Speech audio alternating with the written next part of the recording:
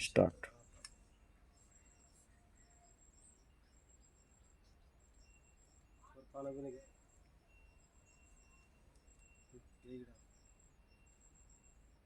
नमस्कार शेतकरी मित्रांनो, धन्वंतरी कंपनीचे RPS 76 व बॅक्टेरो किट आणि इतर सर्व खतं आपण शेतकऱ्यांना दिले होते.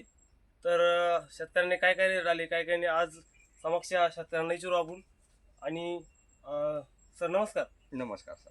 सर तुमचं प्रथमतः नाव सांगा आणि आपल्या औषधं वापरल्यामुळं तुम्हाला काय काय बदल वाटला आणि दुसऱ्या शेतामध्ये तुम्हाला काय रेट आहे आणि आपल्या शेतामध्ये काय रेट आहे ते तुम्हाला सांगायचं. सर माझं नाव प्रथम नाव सांगा. सोमनाथ शिवशंकर गिरगावकर, हां राहणार आडगाव. हां हां तर मी आता तुम्ही दिले तशी औषधे एक वरी झालं वापरायलो. हां हां या औषधामुळं रिझल्ट खूप चांगला मिळाला आम्हाला. आता ज्यावेळेस आपण सुरुवातीला केळी लावली हा त्यावेळेस तुम्ही आपलं बीज प्रक्रियेसाठी काय काय वापरलं होतं? आपलं झाडं बुडून कशात लावली होती आपण? सॉइल गार्ड आणि सॉइल गार्ड आणि हो RPS 76 RCF त्याच्यामध्ये लावलं होतं. हा बुडून. त्याच्यानंतर काय आपलं म्हणजे आता केळीला किती दिवस झाले आपल्याला?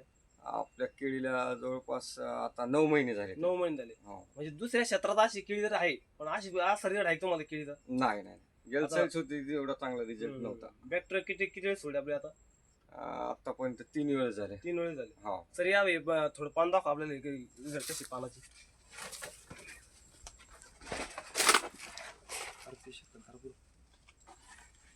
या, बघा. वर पूर्ण दाखवा तुम्ही. डॉक्टर जवळ या तुम्ही, थोडं जवळ या. हे बघा आणि वर बी दाखवा. आणि आता ह्या उन्हाळ्याच्या मानानं ग्रीनरी कशी आपल्या झाडाला? जबरदस्त आहे ना सर. उन्हाळा असून बी म्हणजे हिरवीगार झाडात तेजपणा जास्ती आहे ना. हा म्हणजे याच्यावर तुम्ही 100% समाधानी आहात? भरपूर तुमचा विश्वास बसला? 100% बसला सर. आणि आमची इच्छा आहे का, समजा तुम्ही दुसऱ्या शेतकऱ्याला काय सांगणार बा? दुसऱ्या शेतकऱ्यांना केळीसाठी औषध वापरावं का नाही वापरावं? हा वापरा म्हणून सांगणार सर. रिझल्ट चांगला आहे. हरभऱ्याला वापरले, हरभऱ्याचा जबरदस्त रिझल्ट. हरभऱ्यामध्ये कसे एकरी किती आवड निघा सर? 11 आला सर. चालतं.